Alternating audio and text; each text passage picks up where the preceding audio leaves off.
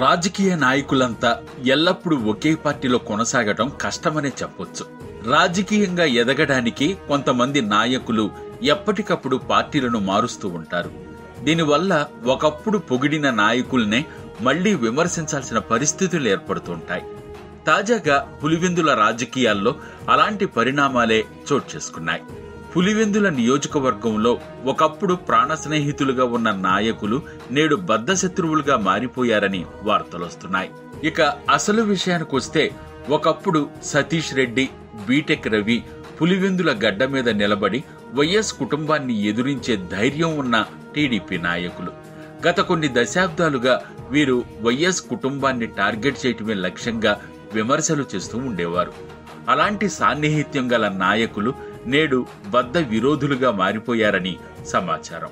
అయితే కొన్ని పరిస్థితుల దృష్ట్యా 2024 ఎన్నికలకు ముందు సతీష్ రెడ్డి వైసీపీలోకి చేరడంతో అసలు కథ మొదలైంది.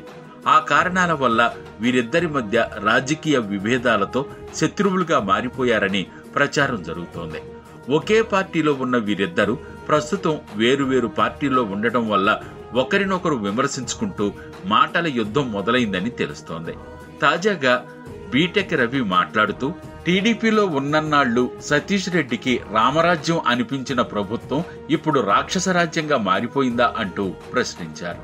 అలాగే గతంలో సతీష్ రెడ్డిపై కేసు పెట్టిన జగన్ పై పొగడ్తల వర్షం కురిపించడం సబబు కాదని స్పష్టం చేశారు. వైసీపీలో చేరినప్పటి నుండి సతీష్ రెడ్డి టీడీపీని టార్గెట్ చేసి కౌంటర్ వేస్తుంటే దానికి అనుగుణంగానే ఏమాత్రం తగ్గకుండా బీటెక్ రవి స్ట్రాంగ్ కౌంటర్స్ ఇస్తున్నారు. ఈ నేపథ్యంలోనే టీడీపీలో ఉన్నప్పుడు దేవుడిలా కనిపించిన చంద్రబాబు నాయుడు ఇప్పుడు దెయ్యంలా కనిపిస్తున్నారా అంటూ సతీష్ రెడ్డిపై బీటెక్ రవి ఫైర్ అయ్యారు. అంతేకాకుండా రావణాసురుళ్లా కనిపించిన జగన్మోహన్ రెడ్డి మీకిప్పుడు రాముడైపోయాడా అని వాపోయారు. ఎక్కడైనా సతీష్ రెడ్డి నోరు అదుపులో పెట్టుకోవాలని మా లోకేష్ ను ఇష్టం వచ్చినట్లుగా మాట్లాడుతూ ఉంటే ఊరుకునేది లేదని, దానివల్ల ఊహించని పరిణామాలను ఎదుర్కోవలసి ఉంటుందని స్ట్రాంగ్ వార్నింగ్ ఇచ్చినట్లు తెలుస్తోంది. ఇటువంటి పరిణామాల మధ్య పులివెందుల రాజకీయం హాట్ టాపిక్ గా మారింది.